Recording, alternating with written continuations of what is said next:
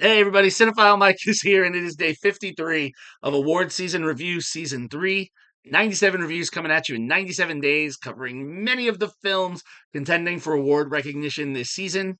There are over 200 films now that are there, and if you are wondering, how can I watch all of these?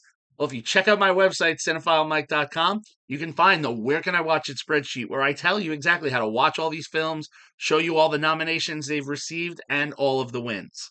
Now, a lot of these films are still in theaters that I'm talking about, or they might be awaiting a re release. So, all of the information I am providing to you predictions, nominations, wins, box office, critical responses everything is current within 7 days of posting. And as always, spoiler free reviews. So, we are about halfway through our eighth theme week this season, Annie Week, a celebration of all things animated. Among other nominations or wins these films may have, all of the films that I'm talking about in this set, these seven, have been nominated for at least one Annie Award. Now, the Annie Awards currently scheduled to happen on February 8th. These are the highest awards recognition for animation in film, be it a fully animated project, short, feature, or special, or if you have animated elements in a live action project, a feature, a short, or a special. And I have to say, for the halfway mark,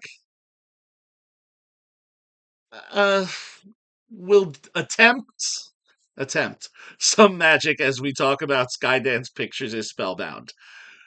You're probably already thinking what I feel about this film. You've seen the stars, you clicked on the video. But hey, written by Lawrence Hynek, Elizabeth Martin, and Julia Miranda, based on a story by Hynek, Martin, and the film's director, Vicky Jenson, Spellbound was released directly on Netflix in November of 2024.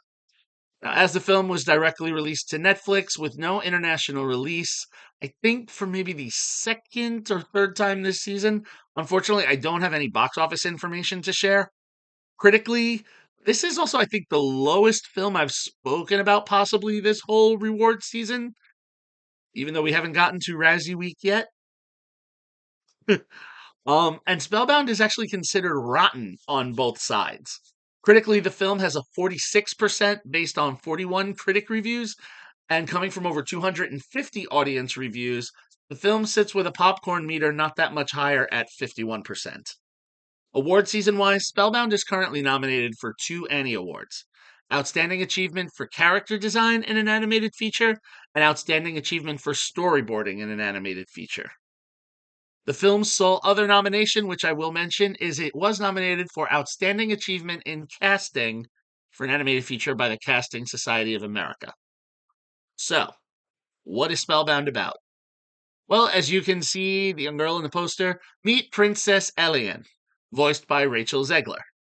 She's about to be 15 years old, and, well, due to a certain situation, she is now destined and may have to, little earlier, become queen of the kingdom of Lumbria. So, what is that situation? Well, you see those two on the poster? Those are her parents.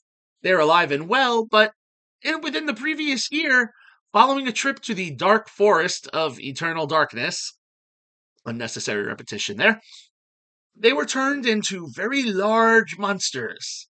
Not violent, just big, scary monsters. Now, why were these two targeted? Well, that will be revealed. Elian, along with her trusted advisors, Minister Bolinar, voiced by John Lithgow, and Nazara Prone, voiced by Jennifer Lewis, they help Elian keep the secret from the rest of the kingdom. They keep the monsters hidden. Alien realizes she needs help, so she seeks the help of the two oracles, Sunny, voiced by Titus Burgess, and Luno, voiced by Nathan Lane. With their help, she hopes to transform her parents back. If not, she will need to take the crown and rule the kingdom, which she isn't really ready to do yet. Now, her parents in their monster form scare off the oracles before they can do anything, and by accident, Elian leaves the cages unlocked, thereby allowing her parents to go for a jaunt through the kingdom, which scares everybody. And now on the run, because what do people want to do to monsters? You guessed it. Lillian takes her parents and runs into the forest to find the oracles to see if they can help her. And they inform her that the only thing she can really do to reverse the curse is take her parents to the Lake of Light, where they can turn this around. That is the only way. So off Alien goes with her parents on this journey. Now, slowly throughout different events, her parents are able to gain their voices back and are voiced by Javier Bardem and Nicole Kidman.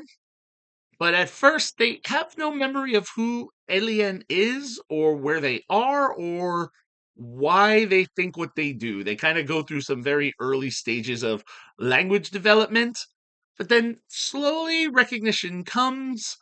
But it might take a little too long, given that this journey will be fraught with perils, and often the darkness is too powerful to combat the light. And, the decisions that we make, they may have some irreversible consequences. There's a lot in there, and there's even a lot of plot points that I didn't even get to in that summary. I mean, look, Spellbound, sadly, it fails to cast a spell. I mean, there is an interesting premise, and that there are some subplots that make revelations that are actually kind of unique to animated films. Like topics we don't normally get to see. The problem is that they're so underdeveloped and not quite sure where to go with this film that when certain things come to fruition, either certain conclusions feel rushed or a solution doesn't really feel earned. The voice cast is decent. This is a musical film, so Zegler has a chance to show off those pipes, which have served her in West Side Story and the newest Hunger Games film, Ballad of Songbirds and Snakes. But the story she's telling is weak. And the other, frustrating thing for this film is you have other great talents like Bardem and Kidman and Lane and Burgess, and their talents are wasted on secondary underdeveloped characters. And the animation, while yes, it's nice to look at, it's pretty. It's nothing different than some stuff that we've seen before, computer animated films we've seen. And unfortunately, this film kind of seems to like borrow and pick different ideas from different films and tried to mash them together. Like as I was watching this, there were just for me really strong elements of Disney's Wish and DreamWorks' How to Train Your Dragon. Um, without spoiling too much there, I will say there's a subplot surrounding the parents, their relationship to each other, why they were turned into monsters.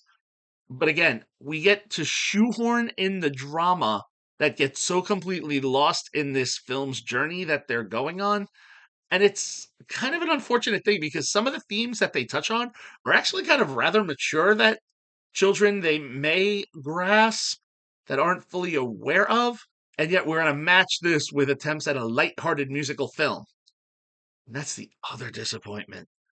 I mean, the music is written by the master Alan Menken, who's given us some of the greatest Disney films ever, and lyrics by Glenn Slater, who has worked on various animated films, worked on Disney films for writing lyrics.